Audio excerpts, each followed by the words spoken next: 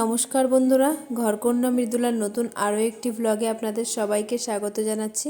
আশা করছি যে যেখান থেকে আমার ভিডিওটি দেখছেন সবাই সুস্থ আছেন, ভালো আছেন। আকাশে এত কুয়াশা পড়েছে আজকে, মানে সেই ধোঁয়া, পুরো রাত্রেবেলা দেখা যাচ্ছিল যে পুরো কিচ্ছু দেখা যাচ্ছিল না, ধোঁয়া আর ধোঁয়া। তো সকালবেলা ঘুম থেকে উঠতে ওই কারণে লেট করেছি, কারণ এত ধোঁয়ার মধ্যে উঠলে তো রক্ষে নেই শরীরে। তো সেই কারণে একটু লেটেই উঠলাম, উঠে বিছানা টিছানা একটু গুছিয়ে নিয়ে তারপরে বাইরের কাজে হাত লাগাবো। আর জানেন তো, শীতকালের দিকে না একটু সকালবেলা এখন উঠতেও পারছি না, যেহেতু আবার একটু সমস্যা হচ্ছে, যেহেতু আবার সোমবার থেকে তোমার স্কুল আর কি, কালকে থেকে আর কি স্কুল শুরু হয়ে যাচ্ছে। তো মেয়ের স্কুলে কি করে পাঠাবো, সকালবেলা 7টার সময় পাঠাতে হবে, সেটাই চিন্তা করছি। আমার নিজেরই ঘুম থেকে উঠতে উঠতে প্রায় 7টা বেজে যাচ্ছে। এবার একটু প্রবলেম হবে, প্রায় একটা মাসেরও বেশি প্রায় ছুটি ছিল। তো একটা অনিয়মিতার মধ্যেই চলে এসেছিলো মনে হয়। সকালবেলা একটু দেরি করে ঘুম থেকে উঠছিল এই 1 মাস। একটু মানে পড়াশোনা যখন চালু হয়, স্কুল চালু হয়, তখন তো আর একদম বাঁধা ধরা নিয়মের মধ্যেই চলে আসে। কিন্তু এই যে ছুটির কটা দিন একটু অনিয়ম তো হয়েই, যে এখন আবার সেই প্রথমের মতো নিয়মে আনতে গেলে পরে একটু সময় তো লাগবেই। তো এখন চিন্তা করছি সেটাই, যে কালকের দিনটা কিভাবে ওকে সকালবেলা আমি নিজে কিভাবে উঠবো, ওকে কিভাবে রেডি করব, খাবার দাবার খাওয়ানো, রেডি করে গুছিয়ে স্কুলে পাঠানো, মানে প্রচণ্ড মানে একটা প্রেশারের মধ্যে। তারপরে কি, এই যে ঠান্ডা যা পড়েছে, বাচ্চাদের যে বাইরে স্কুলে পাঠাবো সেটাও প্রচুর সমস্যা, মানে ঠান্ডা লেগে যাওয়ার একটা ভয়। শীতকালটা একটু বেলার দিকে স্কুলটা করতে পারে, কিন্তু আমাদের মনা যে স্কুলে পড়ে সেই স্কুলটা এমনই, টাইম কখনোই আর কি চেঞ্জ করবে না। শীতকালের দিনও যে একই টাইম, গরমের দিনও সে একই টাইম, সময় কখনো চেঞ্জ করা হয় না এখানে। অন্যান্য স্কুলে কি হয় দেখেছি, যে শীতকাল আসলে পরে স্কুলটা 7টার স্কুলটা বেলা 10টায় করে দেয়। তখন একটু বাচ্চাদের উঠতে যেহেতু অসুবিধা হয়, সেই সমস্যাগুলো আর হয় না। কিন্তু মনার যে স্কুল, সেই স্কুল থেকে কোনো রকমই আর কি চেঞ্জ আর হয় না টাইম, যে টাইম সেই টাইমে। তো কথা বলতে বলতে অনেকটাই কাজ সেরে ফেললাম। এবার রান্নাঘরের বাসন কোসনগুলো নামিয়ে দিয়ে আসলাম, মানে কলপারে মা বাসনগুলো ধুচ্ছে, আর আমি এদিকে গ্যাস ট্যাসগুলো পরিষ্কার করে নিচ্ছি। রাতে শুধু রুটি করা হয়, তো সেই রুটিরই আর কি গ্যাসটা নোংরা হয়ে থাকে। তাছাড়া এমনি রান্না বান্না রাতে আর তেমন হয় না, দুপুরে যা রান্না হয় সেই রান্নাই আর কি রাতে খাওয়া হয়, আর শুধু রুটিটা গরম গরম হয়। তো গ্যাস ট্যাস মুছে নিয়ে তাঁতিদেরকে, এবার আমাদের তাঁতিরাও না একটু লেট করেই আসছে, কারণ সকালের দিকে এতটা কুয়াশা, এতটা ঠান্ডা, সকালে তাঁতিরাও আসতে চাইছে না, একটু লেট করেই আসে ওরা। এবার আমাদের ঘুম থেকে উঠতে একটু লেটই হয়ে যায়, খাবার দাবার খেতেও একটু লেট হয়ে যায়। কি করব, শীতের কটা দিন একটু এভাবেই চলতে হবে। টাইম বললাম না, এই কারণেই সময়ের সঙ্গে মানে পেরে ওঠা যায় না, কেননা গরমকালে কিন্তু মানে ভোর তোমার 4টে মানেই কিন্তু সকাল হয়ে যায়, 5টায় উঠলেই অনেকটা বেলা। কিন্তু শীতকালে 5টায় যদি ঘুম থেকে ওঠা যায় তাহলে পুরো অন্ধকার হয়ে থাকবে, আর এদিকে 5টা নাই বাজতে বাজতে অন্ধকার হয়ে যায়, সন্ধ্যা লেগে যায়। এদিকে দেখবেন গরমকালে কী হয়, সন্ধ্যা 7টা বেজে গেলেও কেমন একটা যেন তখন সন্ধ্যা লাগে আর কি।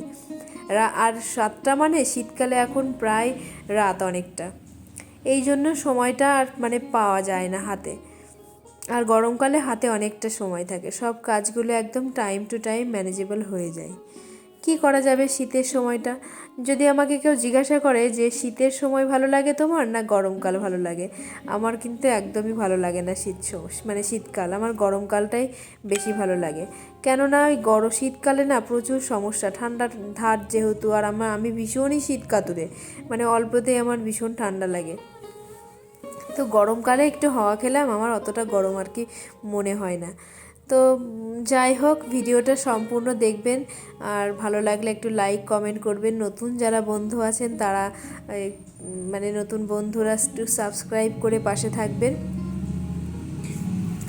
তো কথা বলতে বলতে আমার অনেকটা কাজই আর কি কমপ্লিট হয়ে গেল। বাইরের ব্যাকগ্রাউন্ডে যদি একটু গাড়ির শব্দ আওয়াজ আসে তাহলে সবাই একটু ইগনোর করে যাবেন। ঘরটা ঝাড় দিয়ে ঘরটা মুছে টুছে নিয়ে সকালের দিকটাও না রুটি করি। শীতকালে না সকালেও রুটি খেতে ইচ্ছা করে, কারণ ভাত 3 বেলা খাওয়াটা এমনিই ওজনটা বেড়ে যাচ্ছে, আর আমার শ্বশুরমশাই পছন্দ করে না, সেই কারণেই সকালের দিকটাও রুটি করছি, আর দুপুরে শুধু ভাত, আর রাত্রেও রুটি, দুবেলা করে আর কি রুটি খাওয়া হচ্ছে। তো চলুন কাজকর্মগুলো সেরে টেরে নিয়ে তাঁতিদেরকে চা দেবো আগে।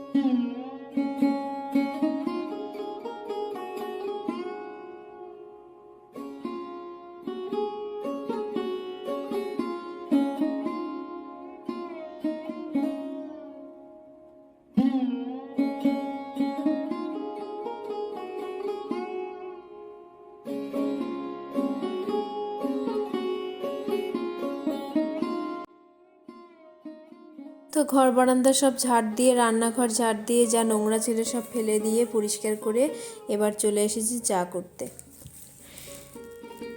চাটা শুধু লেকার চাই করব, কারণ দুধ চা আমাদের বাড়িতে শুধু দিয়া একাই খায়, তাছাড়া আর কেউ খায় না।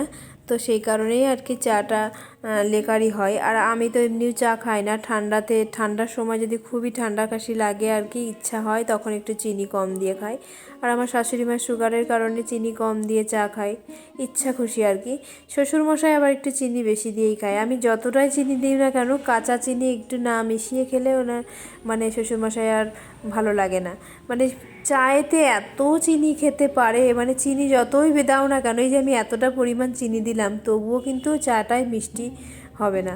তবুও ওই চা দেওয়ার আগে ওই চায়ের মধ্যে একটু কাঁচা 1 চামচ চিনি মিশিয়ে গুলিয়ে তারপরে শ্বশুরমশাইকে দিতে হয়। কারণ বলে লেকার চা খেতে গেলে একটু মিষ্টি চা ছাড়া ভালো লাগে না। মিষ্টি ভক্ত হলে যা হয় আর কি, মিষ্টি খেতে ভীষণই ভালোবাসে, তো সেই কারণে চাটাও একটু খুবই মিষ্টি পছন্দ করে।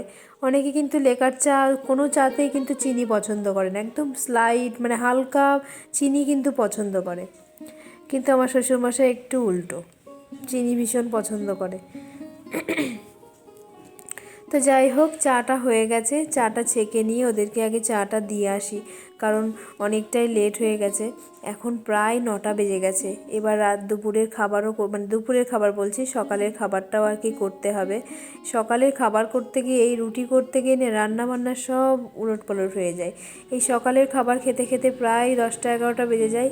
তারপরে স্নান ধান করে নিয়ে গুছিয়ে রান্না করতে যেতে যেতে অনেকটাই লেট।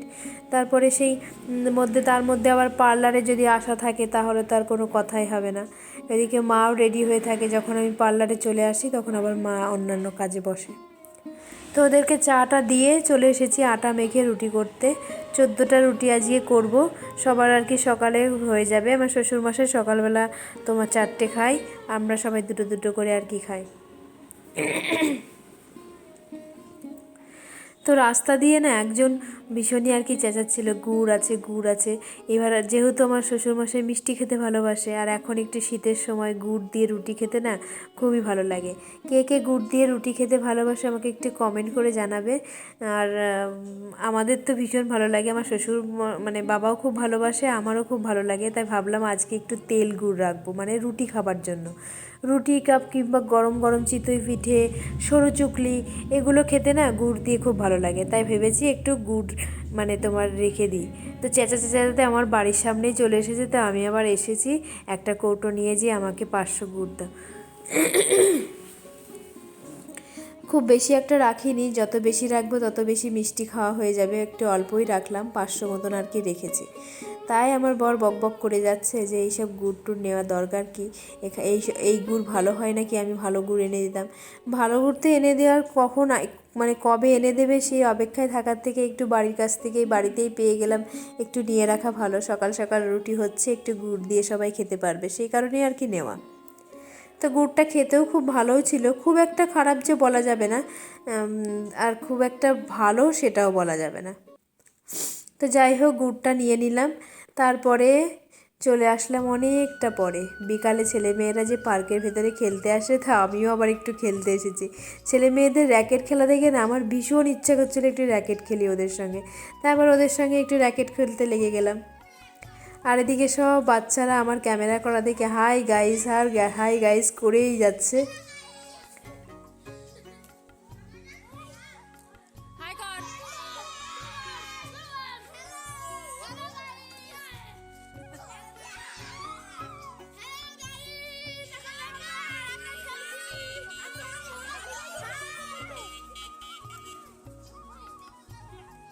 আমাদের পাড়ার সব বাচ্চা, আমার ছেলেমেয়েরা সবাই হ্যালো হাই জানালো সবাইকে। তারপরে অনেকটা পর চলে এলাম রাতে একটু পিকনিক হচ্ছে আমাদের বাড়িতে। আমার ননদেরা এসেছে, আমাদের একজন মেয়েও এসেছে, ভাগ্নে, মানে আমাদের ফ্যামিলির যে কজন আর কি, তারা মিলে বাড়িতে একটু পিকনিক করা হয়। পিকনিক বলতে কি, একটু মাংস রাখা এনেছিল, ফ্রিজে ছিল। মানে আমার ছোটো ননদের বাড়িতেও ফ্রিজে মাংস ছিল, আমাদের ঘরেও ফ্রিজে মাংস ছিল, সেই দুটো একসঙ্গে করে আর কি আজকে আর কি রান্না খাওয়া দাওয়া হচ্ছে। যেহেতু আমার বড় ননদ আসতে পারেনি, আমাদের মানে 1 জানুয়ারিতে পিকনিকের কথা ছিল, সেটাও হয়নি, সেটা আর কি বাড়িতে আজকে হচ্ছে।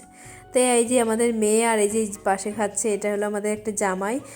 তো সবাই খাওয়া দাওয়া করে নিচ্ছে, এরপর আমরা আর কি খাওয়া দাওয়া করব। অনেকটাই রাত হয়ে গেছে।